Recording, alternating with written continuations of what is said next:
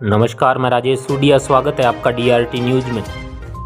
अलवर जिले की कोट कासिम नगर पालिका के वर्तमान पालिका चेयरमैन चौधरी महावीर आचार्य पद पर रहते हुए अपने कार्यकाल में किन किन मुद्दों एवं किन किन विकास कार्यों को प्राथमिकता देंगे, आइए सुनते हैं DRT न्यूज स्पेशल मीटिंग के दौरान हुई विशेष वार्ता को।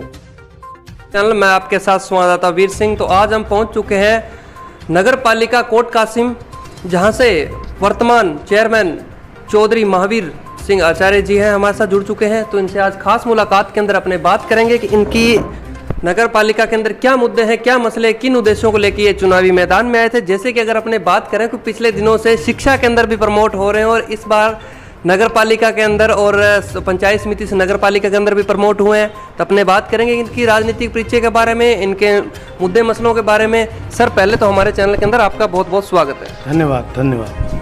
तो चेयरमैन साहब, अगर अपने बात करें आपका राजनीतिक परिचय की, तो आपकी राजनीति का कैरियर क्या रहा, राजनीति की शुरुआत कहाँ से हुई? राजनीतिक शुरुआत हुई सन 97 में। मैं संस्कृत कॉलेज का प्रेसिडेंट बना जी। उसके बाद में मैं पढ़ाई के लिए आगे निकल गया। BPEd की अमरावती से जी। दिल्ली LBS कॉलेज से आचार्य की। उसके बाद में आके मैंने खेती बाड़ी का काम किया 3 साल तक जी। खेती बाड़ी करने के बाद में फिर मैंने खाद बीज की दुकान की जी। 4-5 साल। जी बिल्कुल। उसके बाद में बस फिर मेरे को एक रुचि लगी थी कि इस कोट कासिम में अब भाई ये जो लोग सरपंची कर रहे हैं, आज से पहले वो द्वेषतापूर्वक सरपंची करते थे। अगर एक दिन मैं इस गांव का सरपंच बनूं तो इस गांव का संपूर्ण विकास करूं। जी। उसके बाद में परमात्मा ने, गांव बस्ती ने मुझे मौका दिया। मेरी पत्नी रत्ना देवी सरपंच बनी 2010 में। उसके बाद में मतलब विकास कार्य मैंने इतने कराने चाहे, क्योंकि लोकल बॉडी मैंने MLA MP से कोई सहयोग नहीं मिल पाया। तो केंद्र में राज्यसभा सांसद हुआ करते थे राम जेठमलानी जी। उनसे मैंने संपर्क साधा और उन्होंने मेरी पंचायत के लिए 1.5 करोड़ रुपए दिए और मेरे गांव का नक्शा बदलता चला गया। क्या बात है। बस उसके बाद में मैंने जितना प्रयास किया, मेरा एक ही उद्देश्य था, मेरे गांव का विकास हो। वो गांव का विकास होता चला गया। दूसरा चुनाव आया, गांव ने मुझे चुन लिया। जो और धुरिंदर थे जो भी लड़े मेरे सामने, तो मेरी पत्नी जीती थी 74 वोटों से और गांव ने मुझे फिर जिता दिया 702 वोटों से। क्या बात है। बस मेरा उद्देश्य एक ही था, मेरे गांव का विकास। पहले मेरे गांव का भला हो हर हाल में, मेरा बाद में, मेरे घर का बाद में, लेकिन गांव का भला, मेरे गांव हित ही मेरे लिए सर्वोपरि था। जी जी जी बिल्कुल। उसके बाद में तीसरा चुनाव जीता। उसमें सभी ने जो भी सफ़ेद कहना चाहूँगा, जो सफ़ेद कुर्ता पजामा पहनते हैं या जो पंच भी कभी रहे हैं, वो जीवन में मेरे सब खिलाफ थे। जी जी जी। अकेला प्राणी था। एक बार वोट मांग के आया था डोर टू डोर जाकर। क्या बात है। सभी ने एक ही बार कहा घर बैठ जा, जी। बैठे दी करवा। जी। उन्होंने 349 वोटों से मुझे फिर जिताया। जी। उसके बाद में सरकार थी कांग्रेस की। कांग्रेस सरकार का मैं एक छोटा सा कार्यकर्ता हूँ। जी। तो मैंने सरपंची में घोषणा की थी कि आगे मैं सरपंच का चुनाव नहीं लड़ूंगा। जी। तो भंवर साहब ने लगा लो या दीपचंद खेरिया जी, इनसे कहा कि मैं तीसरी बार, लोगों ने कहा जीत गए, बोले इनको कोई हराने वाला नहीं है। लेकिन फिर भी कहा सब मैंने शपथ ले ली, मैं आगे सरपंची का चुनाव लड़ूंगा नहीं। जी। तो बोले नगर पालिका बना देते हैं। जी। तो भंवर साहब की कृपा से, दीपचंद खेरिया जी की कृपा से, गहलोत साहब ने कोट कासिम को नगर पालिका बना दिया। नगर पालिका बना के मुझे चेयरमैन बना दिया। जी जी जी। अब मेरा तो एक ही उद्देश्य है, आज इस कोट कासिम नगर पालिका का जो अब मेरे पास 3-3.5 साल बचे हैं, जी, बस थोड़ा सा काम रह रहा है। स्वायत्त शासन विभाग से फाइल जानी, वित्त विभाग, जी, वहाँ से PD खाता खुल जाए, बजट आना शुरू हो जाए। जी। मेरा एक ही उद्देश्य है, इस गांव का वो नक्शा बनाऊंगी कोट कासिम में आने से पहले ये लोग देखें हाँ कोट कासिम कोई चीज़ है। जी जी। बस यही उद्देश्य अपना था। जी। जैसे कि चेयरमैन साहब का कहना है कि यहाँ के लोग याद करेंगे आने वाले टाइम में कि कोई कोट कासिम जो पंचायत समिति थी आज वो नगर पालिका है और इसका नक्शा होगा, जो नज़ारा होगा वो अलग ही देखने को मिलेगा। तो चेयरमैन साहब, जो आपका सफ़र रहा सरपंची से चेयरमैन तक का, तो वो आपने जैसे कि हमें बताया, हमें भी बहुत खुशी हुई कि देखो धीरे धीरे आपने प्रोग्रेस की और देखा जाता है इतने लंबे टाइम से आप राजनीति में भी हो। तो अगर अपने बात करें, आपको ऐसी नगर पालिका के अंदर सबसे बड़ी समस्या क्या लगी जिसकी वजह से जनता ने आपको चुनावी मैदान में उतारा और आपने यहाँ से जनता ने भरपूर सहयोग किया और यहाँ से आप विजय हुए? तो यहाँ सबसे बड़ी समस्या मेरे कोट कासिम में ओनली एक CSC कोट कासिम के अलावा कोई समस्या नहीं है। ना पानी की समस्या है, ना बिजली की समस्या है, ना रोड की समस्या है, ना कोई किसी चीज़ की कोई समस्या नहीं है। ओनली वहाँ पे वो व्यवस्था नहीं है जो होनी चाहिए, और उस व्यवस्था के लिए मैं पुरजोर प्रयास करूँगा, पूरी कोशिश करूँगा। नगर पालिका की तरफ से भी कोई बजट लगाना है, कोई नेतागिरी से भी हाथ पाँव जोड़े, कोई डॉक्टर लगवाना है, कंप्यूटर लगवाना। ओनली CSC के अलावा यहाँ पे हमारे जो कमियाँ हैं वो है ओनली चिकित्सा सुविधा है, वो हमारे यहाँ पे अच्छी नहीं मिल पा रही। बाकी हमारे किसी तरह की कोई कमी नहीं है यहाँ पे। तो सर देखा जाता है जो चिकित्सा व्यवस्था है तो वो अपने यहाँ से अगर बात करें तो वो कहाँ पे जाके, अगर ग्रामीण कोई इलाज के लिए, कोई डिलीवरी, कोई माताएं बहन है तो वो कहाँ जाते हैं अभी वर्तमान? नहीं जाते हैं तो अपने CSC कोट कासिम में ही है, उपलब्ध है, लेकिन वो चीज़ सुविधाएं नहीं, जैसे OT हो, ऑपरेशन थिएटर हो, या इमरजेंसी हो।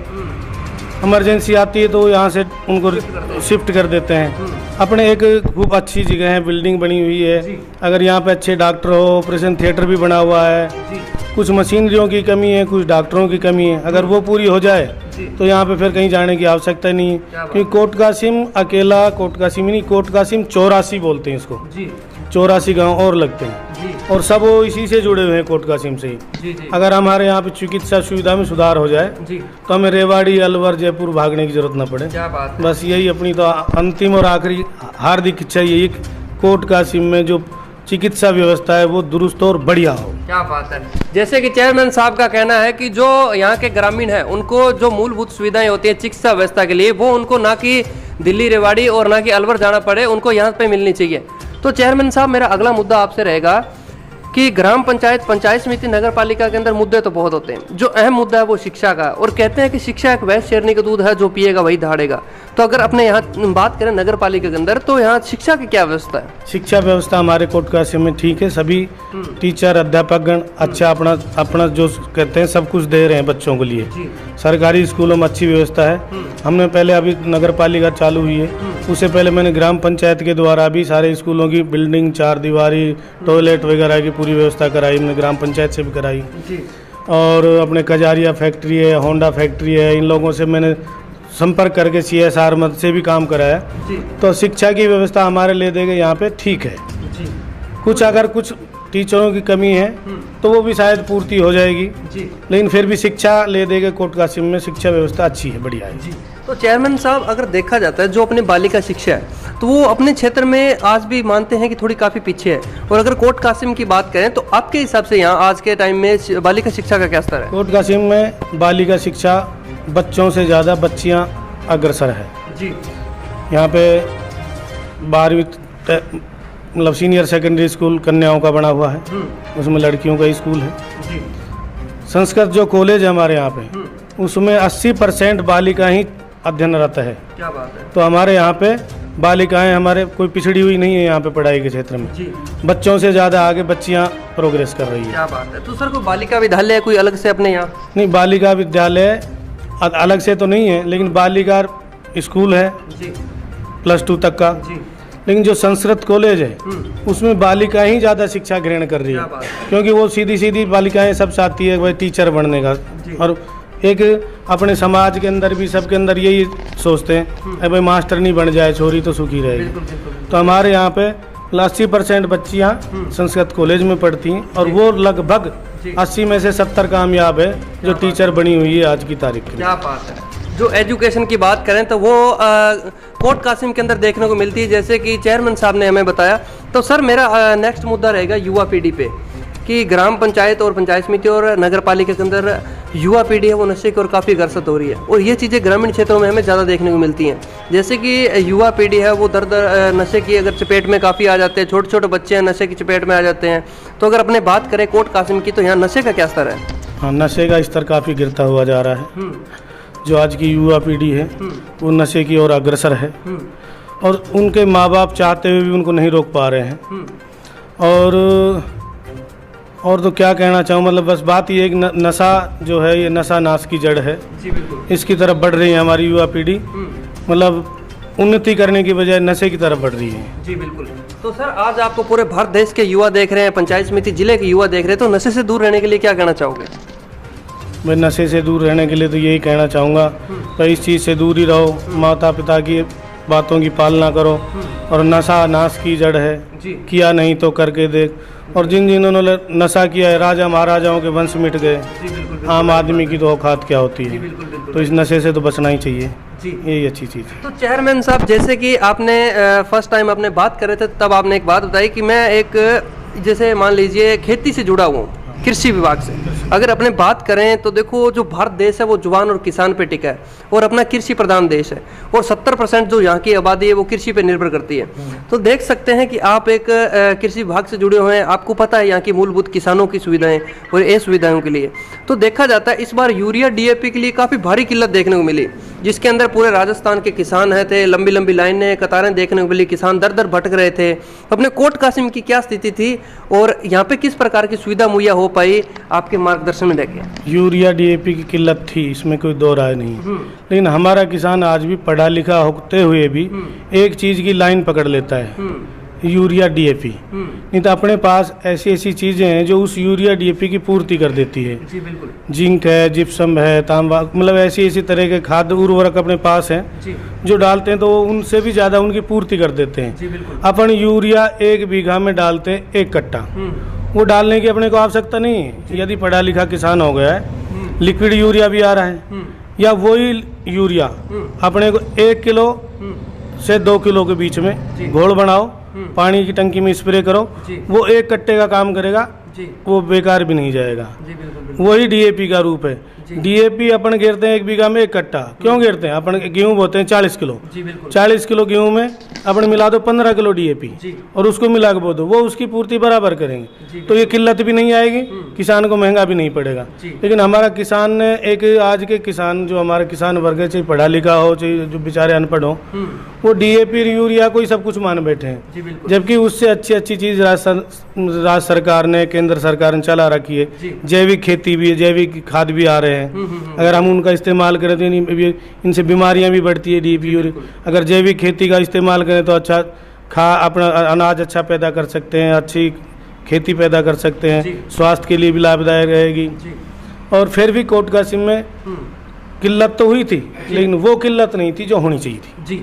तो चेयरमैन साहब, हमने बहुत से चेयरमैनों से बात की और बहुत सी ऐसी पुष्टि करने की सोची कि जो अपने कृषि के अंदर जो बातचीत आपको पता है वो शायद अगर अपने कह सकते हैं कि उनको अपने नगर पालिका से मतलब होता है, ना कि कृषि से होता है। तो मेरा भी एक सवाल आपसे रहेगा कि जो अपने बात करें कि जैसे कि युवा पीढ़ी है वो नशे की ओर आदी हो गई है, तो उसी प्रकार यूरिया DAP की किल्लत की वजह से या यूरिया DAP की पूर्ति के लिए तो वो भी जमीन भी नशे की आदी हो चुकी है। तो जैविक खेती के बारे में आप क्या कहना चाहोगे? नहीं, मेरा किसान भाइयों से भी यही निवेदन है, यूरिया DAP को धीरे धीरे कम करो और जैविक खाद की तरफ आगे बढ़ो।